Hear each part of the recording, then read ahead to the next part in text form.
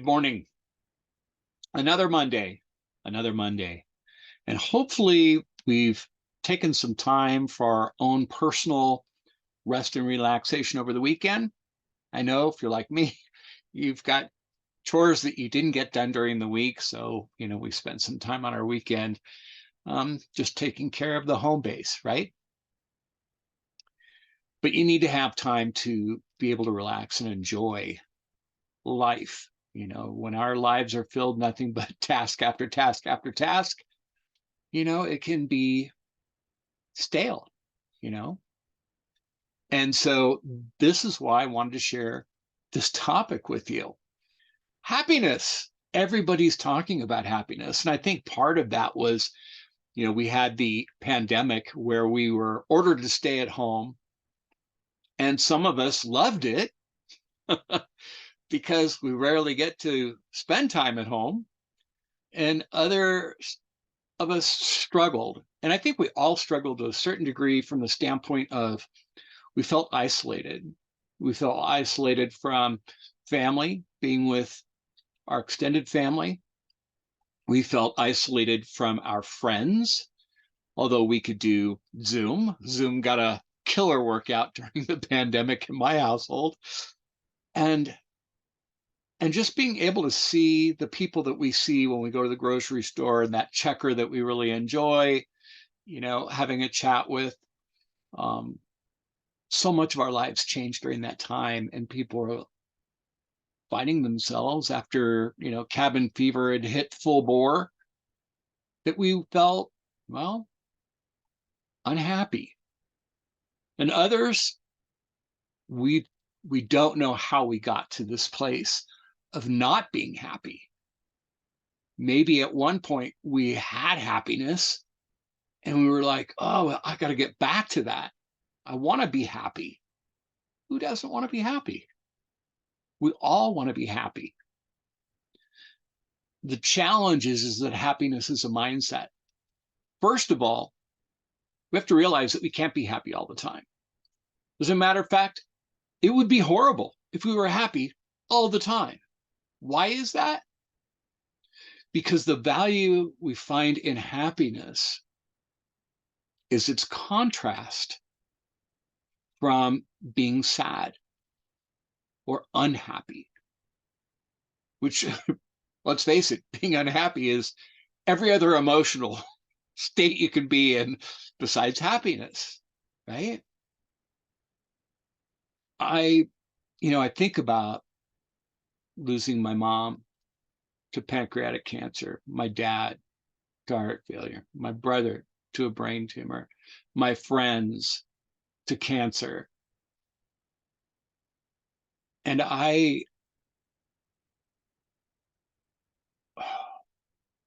was in pain from the loss of those people whom I cared so deeply for. I didn't mourn for them, really, when you think about it. We mourn for ourselves because we are going to miss them. We're going to miss the physicality of their presence in our lives. And that's sadness. But thank goodness that we have this opposite force called happiness. To be able to go out into the world and just appreciating being there. When was the last time that you went out wherever, maybe to a park, maybe for a walk around the neighborhood, and just valued being there, being thankful, having gratitude for? Gratitude is huge. When we look, and I practice this daily, I go through when I get up in the morning early in the morning, I go through and I go through my list of gratitudes, things that I'm thankful for. I made a list of all the things that I'm truly, truly thankful for, that when I think about them, they make me smile. And what's even better than this is that I always find something to add to that list. I have experiences. I go out, I'm incredibly fortunate to live in such a beautiful place like Sedona that I can go out, and walk across the street and into a national forest with beautiful, beautiful, amazing rock formations that change colors throughout every time of the day. We have to capture those things that make us feel good and then remind ourselves on a regular basis that those things exist in our life to which we can be truly grateful and happy for.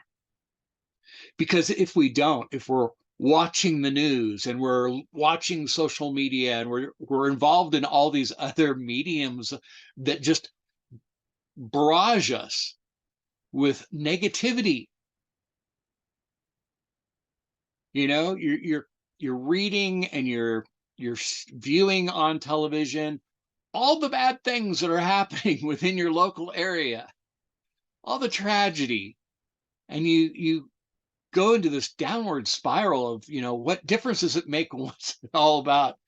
You know, that's that's a paralyzing place to be. And then where are we in terms of being able to be around for the people we care about, the people we work with? Who do we show up as being? And is that attitude going to bring the results that we want to see? Probably not. So this week's focus is on happiness. And I want you to take some step into preserving a state of happiness or an opportunity for happiness to happen by, you know, creating a gratitude list if you haven't already done so.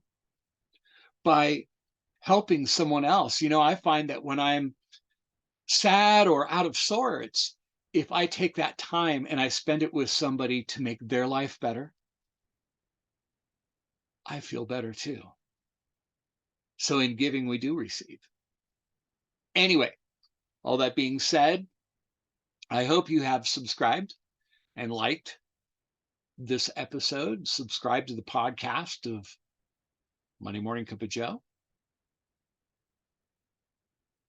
And I'm always here to try to make sure that I share important information that's going to benefit and enrich in your life. That's what matters most to me. That's my cause. So on Wednesday, yes, I will be drilling down more into happiness from both the neuroscience standpoint to the practicality of the dichotomy of happiness and all the other emotions as human beings we experience. I hope to see you on Wednesday for After the Coffee.